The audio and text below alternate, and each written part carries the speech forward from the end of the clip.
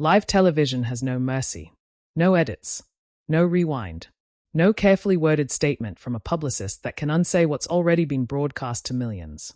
And when the moment arrives, the moment where everything shifts, it happens fast. One question, 4 seconds of silence, and an expression that no amount of acting training can hide. Robert Pattinson has spent years building walls.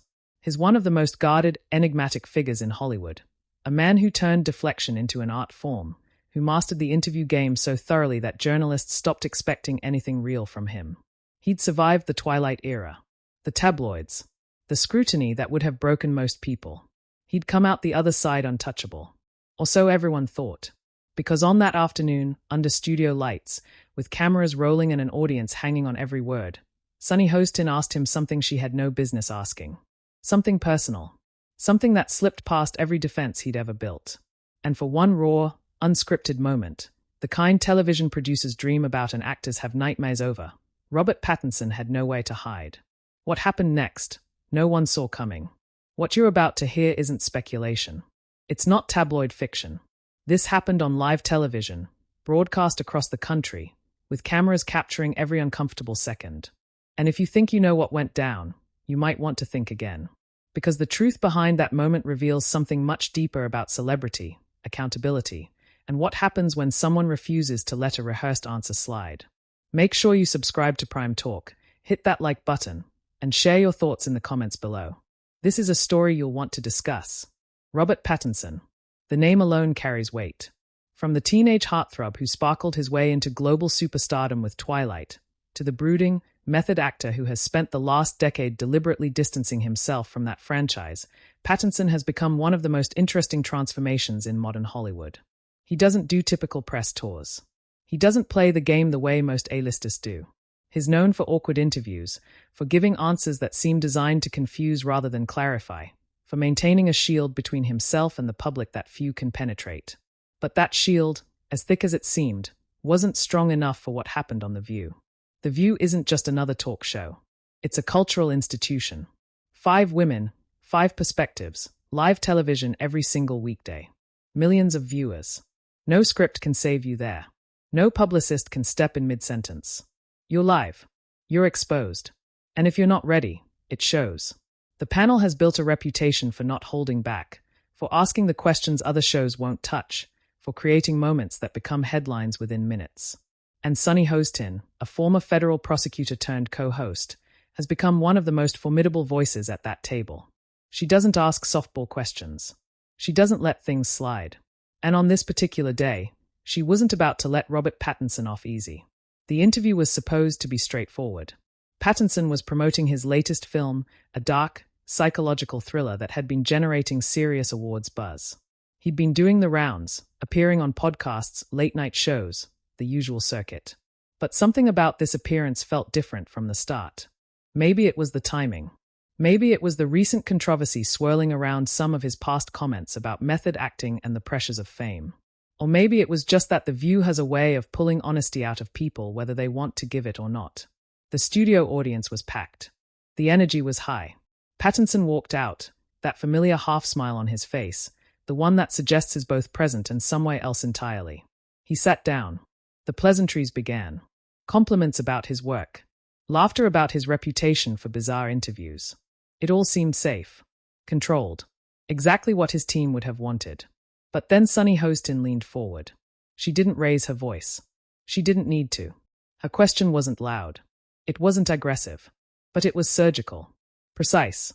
The kind of question that comes from someone who has done their research, who knows exactly where the vulnerability lies, and who isn't afraid to press on it. And in that moment, everything changed. Pattinson's expression shifted. The rehearsed charm faltered.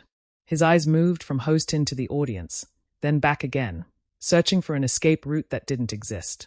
Because this was live television. There was no cutting away. No commercial break to regroup. Just him, the question, and millions of people watching to see how he would respond. What made this moment so powerful wasn't just the question itself. It was the context.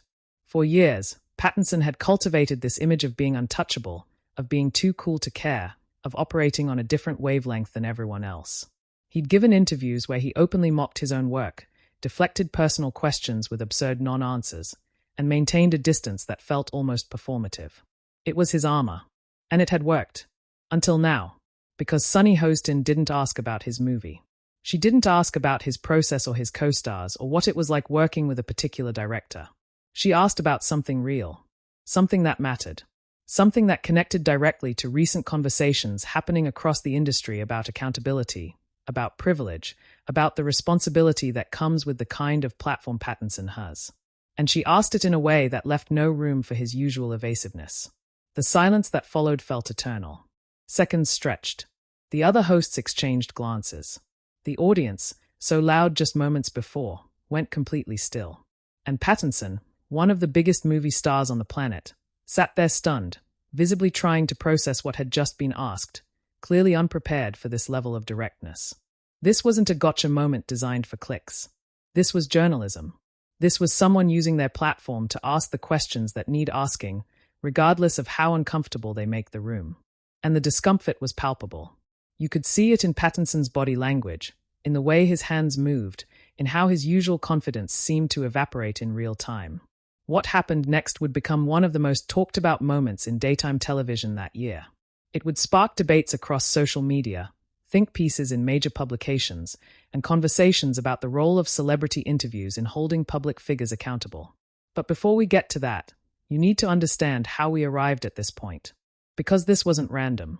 This moment was the culmination of years of public perception, recent controversy, and one host's refusal to let a celebrity hide behind charm and deflection. The question was coming.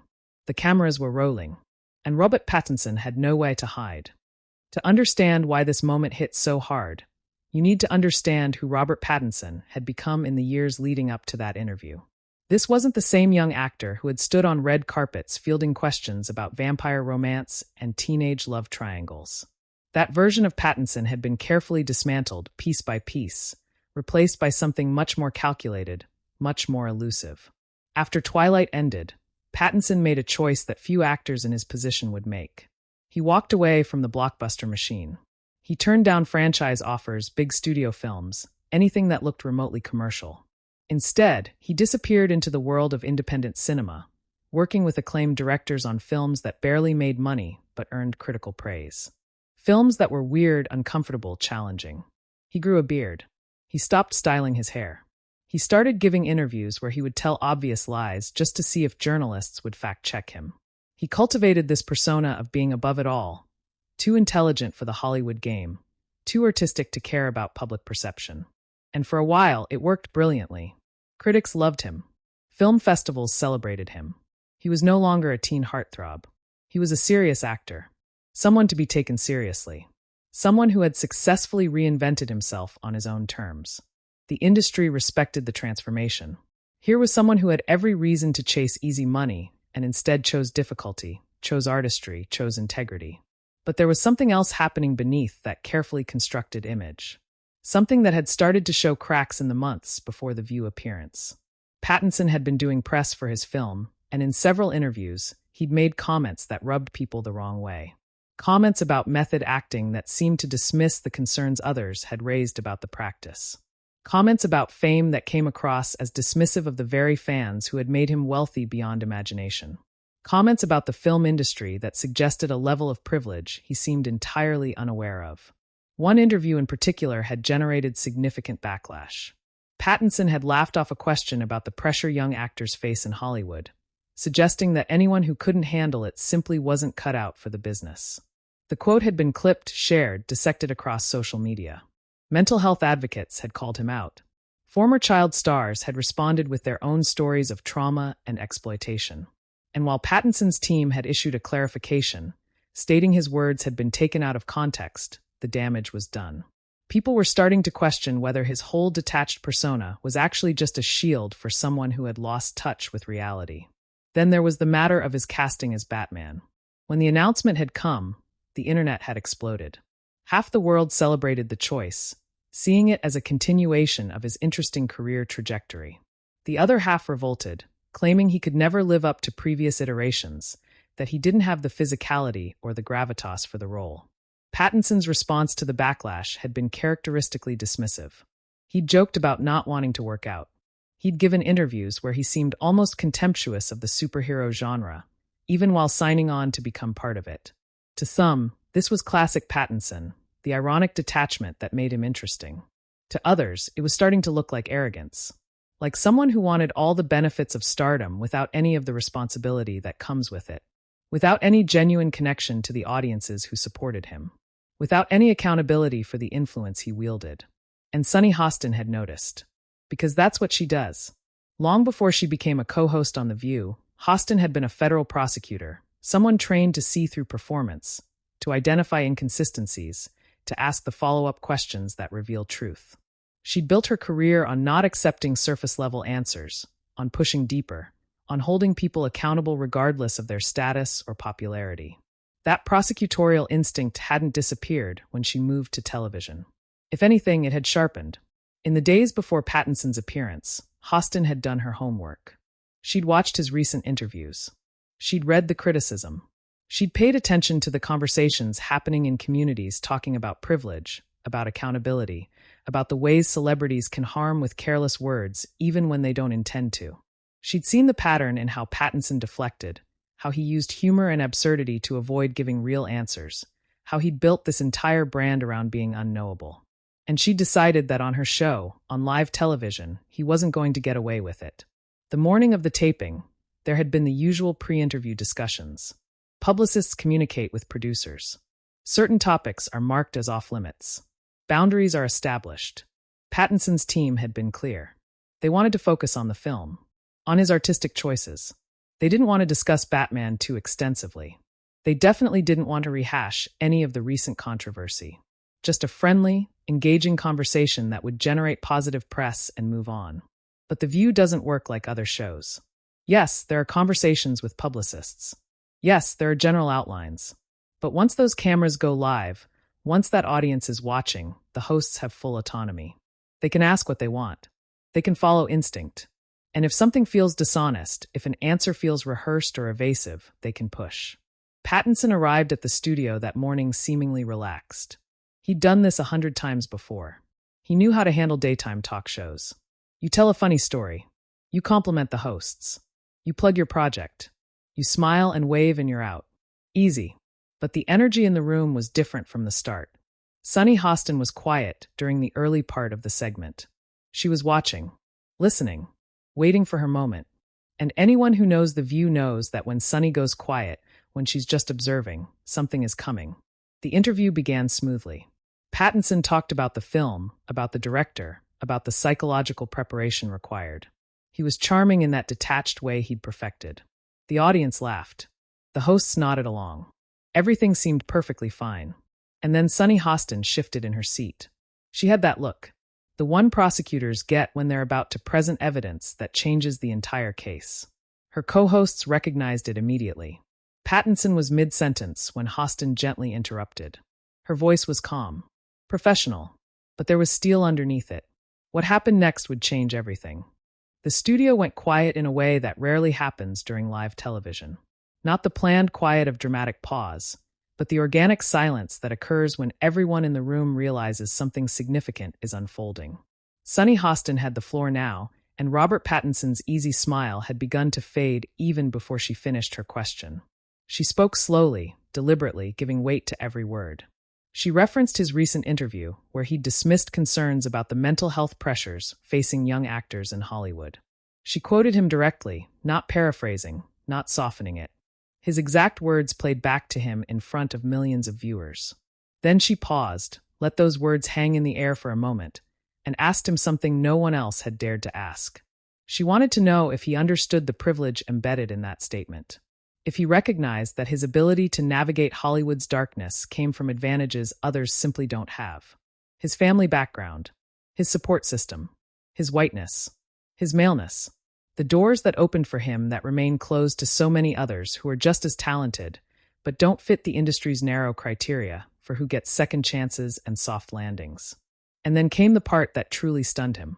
She asked whether he thought it was responsible, given his platform and influence, to essentially tell struggling actors that their mental health crises were a sign of weakness rather than a symptom of a broken system. The question wasn't loud. It wasn't performed for effect. It was simply honest and direct, delivered with the precision of someone who had spent years in courtrooms holding people accountable for their words and actions. But the impact was seismic. Pattinson's face changed completely. The ironic detachment vanished. The carefully maintained cool evaporated. For a moment, he looked exactly like what he was. A man who had been caught completely off guard, who had not prepared for this level of scrutiny, who had walked into what he thought would be a friendly promotional appearance, and instead found himself confronted with genuine accountability. His mouth opened slightly, then closed. He looked down at his hands, then back up at Hostin.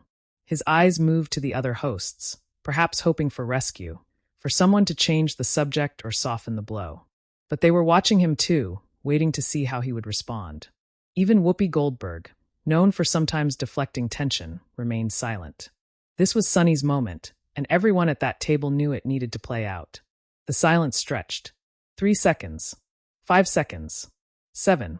In television time, that's an eternity. The audience, which had been laughing and applauding just minutes earlier, was completely still. You could hear the slight hum of the cameras, the ambient noise of the studio equipment. But no human sound. Everyone waiting. Pattinson finally spoke, and his voice was different. The casual confidence was gone. He started with "I think," then stopped. Started again. I didn't. Another pause. His hands moved to his lap, then to the armrest of his chair. Classic signs of discomfort, of someone whose body language was betraying exactly how rattled he was. He attempted to explain that his words had been misunderstood, that he'd been trying to talk about his own experience, not make a blanket statement about everyone. But even as he said it, you could see he knew how weak it sounded. The defense felt rehearsed but poorly executed, like he was reading from a script he'd only glanced at once. His publicist's words coming out of his mouth, but without conviction. Sunny Hostin didn't interrupt. She let him talk, let him try to find his footing. But her expression never changed. She wasn't buying it, and her face made that clear. When he finally trailed off, she nodded slowly, then asked a follow-up question. Had he considered apologizing to the young actors who had shared their stories of struggle in response to his comments? Had he reached out to any of the mental health organizations that had criticized his remarks? And that's when something shifted in Pattinson. You could see it happen in real time. The realization that this wasn't going to be smoothed over with a vague explanation. That he was on live television, that this was being recorded, that his response right now would be the story. Not his film. Not his artistic choices. This moment. This accountability. He took a breath, a visible, deep breath that the cameras caught perfectly. When he spoke again, his voice was quieter. He admitted he hadn't apologized. He said he probably should have. He acknowledged, with what seemed like genuine discomfort, that he hadn't fully considered how his words would land, especially for people who don't have the same safety net he has. It wasn't a perfect apology. It wasn't a complete acknowledgement of everything Hostin had laid out. But it was real in a way that celebrity apologies rarely are. It was unpolished, uncomfortable, clearly happening in the moment rather than being a pre-written statement. You could see him actually thinking, actually processing, actually grappling with the reality of what was being asked of him. The other hosts began to speak then, adding their perspectives, sharing their own experiences with privilege and accountability. But the center of gravity remained on that exchange between Hostin and Pattinson. Everything else felt like commentary on the main event. Pattinson's body language throughout the rest of the segment told its own story. He sat differently. The casual lean was gone, replaced by a more upright, almost defensive posture. He listened more than he spoke. When he did answer questions, the ironic detachment was gone. He was present in a way he hadn't been at the start of the interview, and not by choice. As the segment moved toward its conclusion, as the conversation shifted back toward safer territory about his film and his career, there was no mistaking what had just happened. A major celebrity had been held accountable on live television. Not ambushed, not attacked, but genuinely challenged to think beyond his own experience, to consider his impact, to recognize that his words matter whether he wants them to or not. The cameras captured all of it. The initial confidence, the confusion, the defensiveness, the uncomfortable realization, the attempted recovery. Every micro-expression, every pause, every moment of visible discomfort. This was live television at its most powerful. The kind of moment that can't be recreated or staged. that only happens when preparation meets opportunity and someone is brave enough to ask the questions that need asking. And for Robert Pattinson, there was no walking it back. No editing in post-production. No publicist statement that could erase what millions of people had just witnessed. The moment existed now, permanent and undeniable. The interview was almost over, but the real impact was just beginning. When the cameras pulled back and the studio lights softened slightly for the transition to commercial, the applause sign blinked on, but the reaction inside the room felt restrained. The clapping came, but it wasn't explosive. It wasn't the kind of roaring ovation that follows a charming story or a perfectly delivered punchline. It was measured, thoughtful, almost cautious, because everyone in that studio knew they had just witnessed something different. When the show returned from break, the producers attempted to restore balance. The graphics promoting Robert Pattinson's latest project flashed across the screen. A short clip from the film rolled. The music swelled in the way daytime television always intends, bright, polished, forward-moving. But the energy at the table had shifted. Robert Pattinson no longer leaned back with easy detachment. His posture had changed almost imperceptibly, but noticeably. He sat more upright now, hands clasped loosely together, shoulders slightly squared. The playful irony that once defined his talk show presence had thinned. When he smiled, it was softer, more restrained. Across from him, Sunny Hostin remained composed. She didn't press further. She didn't revisit the question. She didn't gloat. The point had already been made. The contrast was striking. At the start of the interview, Pattinson had carried himself with the casual confidence of a seasoned celebrity, someone who had navigated countless press tours, who understood the rhythms of daytime television, who knew when to deflect and when to charm. But after being asked whether he recognized the privilege embedded in his comments about struggling young actors, something recalibrated. And the audience could feel it. Even Whoopi Goldberg, known for occasionally easing tension with humor, allowed the seriousness of the moment to linger. When she did speak, it was measured. She talked broadly about how public figures often underestimate how far their words travel, how statements made casually can echo loudly for people living very different realities. It wasn't an attack. It was perspective. Pattinson nodded. He didn't interrupt. He didn't pivot to a joke. He didn't attempt to reclaim control with wit. That restraint spoke louder than any headline would later. The remaining minutes of the segment unfolded almost gently. Questions about the film returned, but they carried less sparkle.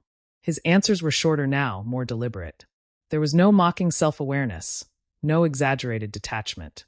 Instead, there was presence, slightly uncomfortable, but present. And then came one final opportunity. Hostin asked calmly if there was anything he wanted to clarify about his earlier remarks regarding mental health pressures in Hollywood. It wasn't framed as a trap. It was framed as space to reflect, to correct, or to double down. He paused again. That pause felt different from the earlier silence. This one wasn't shock. It was calculation, consideration. "I think I spoke from too narrow a place," he said quietly. "And I didn't fully think about how that would sound coming from me." It wasn't a sweeping apology. It wasn't a perfectly structured statement crafted by a publicist. But it was an acknowledgement, and that mattered. The audience didn't erupt into applause. They listened, because in that moment, this wasn't entertainment. It was accountability unfolding in real time. As the credits prepared to roll, the tension didn't spike again. There was no dramatic exit, no storming off stage, no viral explosion of anger. Instead, there was something arguably more powerful, visible discomfort followed by visible reflection. When the show cut to its final wide shot, viewers could see it clearly. Pattinson's body language had shifted entirely from the man who first walked onto that stage. The relaxed lean was gone. The playful smirk had faded. He looked thoughtful, perhaps unsettled, but undeniably aware. And awareness is not a small thing. Within minutes, social media lit up. Clips of the exchange circulated rapidly. Screenshots captured the exact second his expression changed. Commentators debated whether the questioning had been fair, whether celebrities should be expected to analyze their privilege in every public setting, whether this was growth or humiliation. But what most viewers agreed on was this: it was real. In an era of media training and controlled narratives, authenticity often feels manufactured.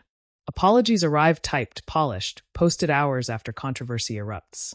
What happened here was immediate, imperfect, human, and that's why it resonated. This wasn't about scandal. There was no explosive accusation. No secret revealed. No shocking confession. It was about responsibility, about how words from someone with influence can land differently depending on who is listening. For Pattinson, the moment marked a clear turning point within the interview itself. Before the question, he was promoting a film. After the question, he was navigating accountability. And once that shift happened, there was no returning to the earlier tone. As he stood to leave, shaking hands with the hosts, offering a final polite smile, the studio atmosphere remained subdued. Not tense, not celebratory, reflective. The cameras captured everything: the confidence, the discomfort, the recalibration. Live television rarely allows for do-overs. There is no editing room to soften a reaction. No PR buffer to filter the exchange before it reaches millions. What viewers saw was unfiltered. And whether that moment leads to lasting change or fades into the endless churn of the news cycle depends on what happens next. Not on stage, but off it. Will he engage differently in future interviews? Will he acknowledge the broader conversation publicly? Will the experience reshape how he speaks about issues beyond himself? Those questions linger. But one thing is undeniable. Under the bright lights of live television, with nowhere to hide and no script to lean on, Robert Pattinson was forced to confront the weight of his words. Not through shouting, not through spectacle, but through a direct question asked calmly and without apology. And sometimes that is more powerful than any viral outburst. Because true accountability doesn't always explode. Sometimes it arrives quietly, in a pause that lasts just a few seconds too long. And once millions have witnessed that pause, it becomes part of the story forever.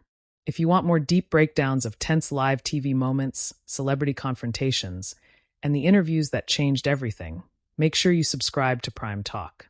We go beyond the headlines, analyze the body language, decode the silence, and uncover what really happens when the cameras don't blink. Like this video, share your thoughts in the comments, and turn on notifications so you never miss the next moment that shakes Hollywood.